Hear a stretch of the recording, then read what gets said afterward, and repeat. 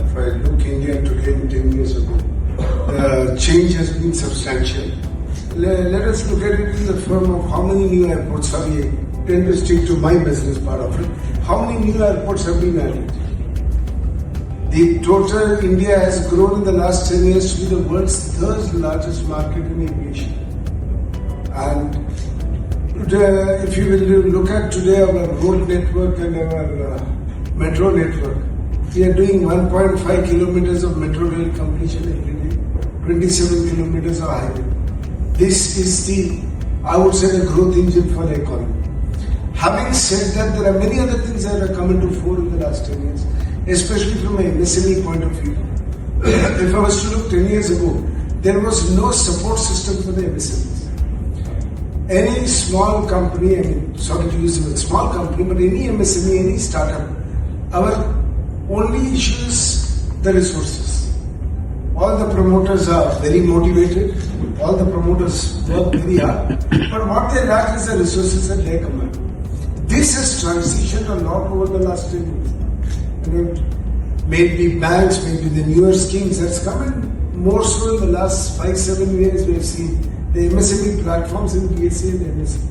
It has changed the situation. It's made us probably dream big dreams, as you said. Dream big dreams. It was a funny way of coming to, and that's happening. That's what we have seen is that the globe is shaking now. So the movement of cargo, make in India, it's also the extent of Make in India is also bringing a lot of imports in the raw material and the rest. So that is a big driver in this space. So that is going to help us drive towards a $20 trillion economy. Basically what I'm saying is, as I told you, the only business I know is logistics. And logistics is a big indicator of how the industry grows. Today, the volume of cargo we are handling, it is air cargo movement is the highest in the world. Growth is India. This is a statistics given by Boeing, and is targeted to grow at a much higher rate than the rest of the world. The region is growing, and that is what is going to support us, because we, as a country, have become a main source for many of the production, sales, and redistribution for the ASEAN region. The products end up in the Western world end up. I don't know if that answered your question, but that's what we perceive. As far as AI is concerned, I mean, that has become the base for every industry. It helps productivity and the rest, but in our industry, specifically logistics, one of the biggest problem has been with regard to coordination, with regard to better utilization of resources, which is what AI has really brought in. And I still feel it's in a very infancy stage. There's a lot more we will see in the next 3 years of how AI transforms logistics. I'm sure it's the same for other industries as well. In terms of technology and all, compared to a developed nation to India, how far are we to reach in technology adoption?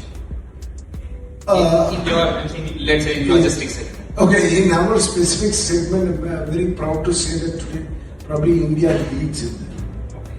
In terms of safety standards and in terms of aviation, India leads, and we would say that India is a developed nation, and it's very specifically to the aviation industry. And the third largest market in the world for aviation is India. Very proud of it. We are already there. Yeah. I know that I think the baggage these places are the least in India compared to any other country in the world. You know, there are many things. One is we are looking, there are many aspects to see. So given the number of infrastructure we have in the airport compared to the traffic we handle, it's unmatched compared to anywhere in the world. Given the very low infrastructure we have with security, the standard of security we have achieved, even ICAO has recognized us for one of the best in the world. So there are many aspects in which we have come way compared to the amount of investments done to create that level of security or ability to handle traffic. At 1/4 that level of infrastructure, we are doing much better. So how this industry will grow rate compared to when the economy moves up from developing stage to developed stage? We would have seen in globally how this logistics industry would shape up. how fast it would go? It would go at 2x of the normal growth, 1.5x. How the things really shape? Well, in terms of multiple, I can't say. But I would say if we compare it to the rest of the developed world, the single driving factor for growth of an economy is logistics. So the logistics is what supports the industry. So what we are here to see, more so if we look at aviation, as I said, is the world's third largest market. But what will it help MSMEs? There's a lot of support structure which is required for the aviation industry. And that is where you will see a large part of many new companies coming. Small things which requires 2 crores, 3 crores investment. But it is today not available in the country. There's hundreds of support functions to the industry and to the logistics business, which is yet to start, which I would say is at its infancy today. And that's something we're keenly looking at. And if the scale goes up, so the cost would definitely come down? Or it would be more of time crunching which would happen? Cost comes down when the sale goes up. But in the logistics industry, to give an example, the biggest cost saving we do as logistics industry is that we've been able to cut down inventory time for industries. We bring in lithium-ion batteries, where factories had 4 and 5 days of inventory. Today, maintain 1 day's inventory. That's a cost. That's a substantial cost saving that comes in. So, multifaceted ways in this logistics supports industry. Cost is just not what they pay for it. What it ultimately brings to the final product cost is quite a contribution. So, how do you insulate generally as an entrepreneur? How do you insulate from these situations? I think what are the steps you take, or as a businessman, to minimize the impact on your business? When we are talking about pandemic or like the West Asian conflict, these are extraordinaries. These are beyond our control. So what you can do is only 2 things. One is see what opportunity you see in the crisis, and the other advantage which comes here is everybody in the industry, not only your industry, every industry is going to be affected the same way.